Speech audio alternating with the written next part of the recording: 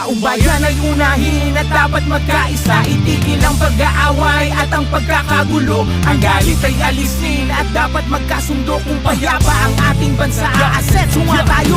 Ang kahirapan sa bansa ay lumulubha pa. Kailangang harapin ang marami nating problema. Maraming nagugutom sa Maynila at probinsya, at maraming trabahante di sapat ang kinikita. Pamilyang hindi sapat ang pagkain sa mesa. Kapag sila'y nagkasakit, wala rin pampaospital. Kabuhayang hinampas ang matinding kalamidad at tumataas ang antas ng kriminalidad. Hindi mabuting panoorin na puro na lang kampihan. Kaliwat ka ng batikos, kabi-kabilang alitan ng dapat asikasuhin. At kailangang malunasan ng mga problemang nagpapahirap sa ating bayan. Sa ating ang panahon, pagkakaisa ang solusyon. Magtulungan tayo, ito ang kailangan ngayon. Dapat nagkakaisa para payapa ang bansa. Pagkakaisa ang kailangan, di pa mumuli.